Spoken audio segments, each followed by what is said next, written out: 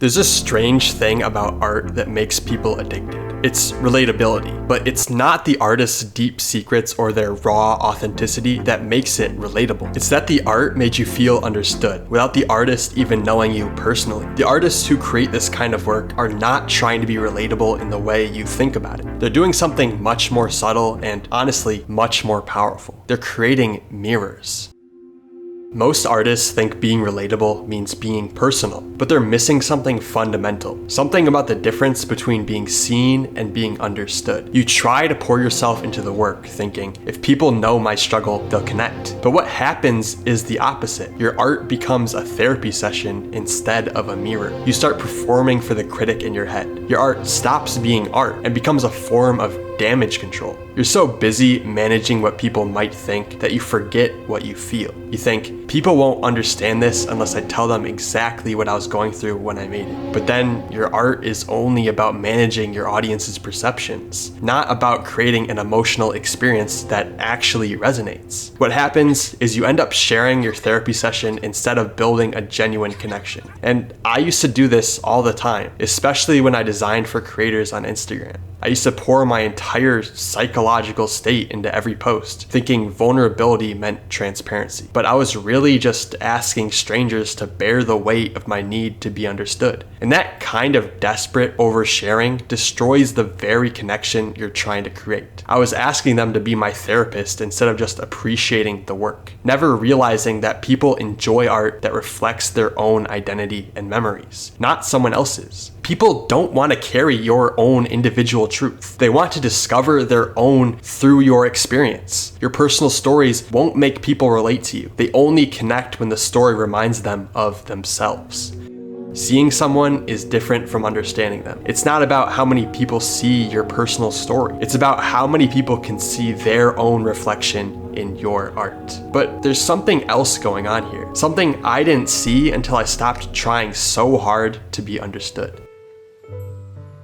As I mentioned earlier, your art must be a mirror, so people see themselves and come to their own answers. But that's harder than you think. That's why you need to understand what's happening in people's brains when they connect with art. Your brain is always looking for itself. It's searching for the familiar in the foreign, the recognizable in the strange. But when art gives you too many specifics, there's no room for your own experience to live and thrive inside it. It's like when someone tells a story with too much detail, you zone out, because there's no space left for you. And I struggled with this for a long time. I thought sharing personal details would simply equal relatability, until I started thinking of art differently, as creating emotional containers. It's like this. Imagine emotion is water. If I pour my story water into a container shaped exactly like me, only people with nearly identical experiences can drink from it. But if I shape the container around the universal emotion and universal experiences, anyone can pour their own story water into it. Anyone can drink and relate. The goal is to build containers for emotion, not an autobiography or a therapy session. You don't create them for one person. You create them for everyone. When someone encounters your art, they're not trying to understand who you are in your life. They're looking for a feeling they recognize, something familiar in a new form, something to relate to.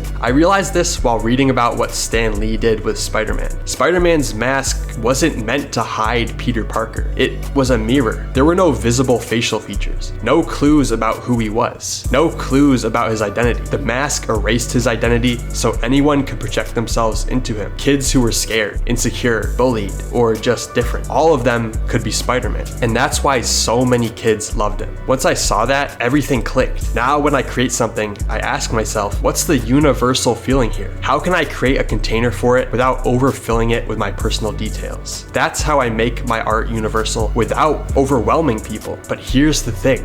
Relatability alone isn't enough. I've seen relatable art people forget in 5 minutes. There's a specific reason for that. The addiction part is weird because it's not what you think. It's not about being more relatable. It's about being less complete. You know when you can't get a song out of your head, or you keep thinking about a movie scene for days? That's not random. Your brain hates unfinished loops, unresolved melodies, scenes that cut off early. Your brain wants to solve the mystery, to make sense of what was left unsaid. But most artists don't realize this. You can actually choose to leave your art unresolved. If you want people to keep thinking about your work, make it 80% complete. Let your audience finish the rest and let the idea itself do the work. I noticed this in my own videos. When I finally paid attention to what people rewatched, it wasn't the ones where I explained everything in detail. It was the videos where I presented an idea and left a little space.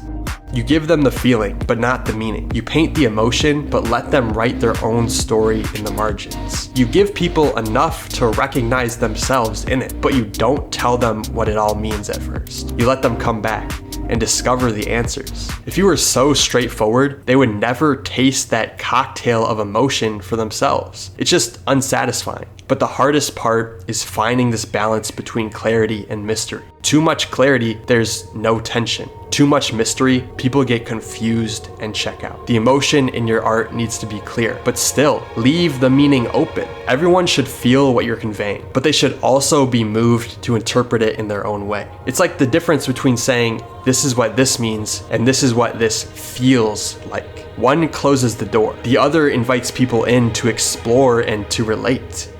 And here's something else. Perfect art often feels fake. Real life isn't perfect. Art with visible flaws, vulnerability, rough edges feels human. People trust broken things more than perfect ones because broken things remind us of ourselves. They show us where the light gets let in, where it's needed. And that's part of the psychological loop too. People connect with the humanity in imperfections. Like when a singer's voice cracks, or you see brushstrokes in a painting, you feel the person behind the work, and that person's feelings might match your own. I used to obsess over making everything perfect, but now I leave in those human moments. The pause when I'm thinking, the stutter in my voice, the part where I don't really know how to explain something. Because those are the moments where people see themselves. Maybe the most relatable thing you can do is stop trying to relate.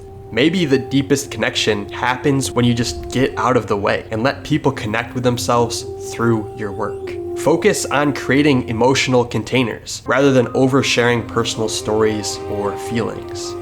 This is the shift that helps people feel closer to you and your art. Not because they know your life story, but because you gave them space to recognize theirs and to see it in you. Honestly, we're all searching for the same thing. Not another person's story, but a way to understand our own and to be inspired even. Someone once told me, art isn't about showing people your world. It's about giving them a key to unlock their own. And I think that's it. That's the whole thing. And now it's your turn to use it in your art.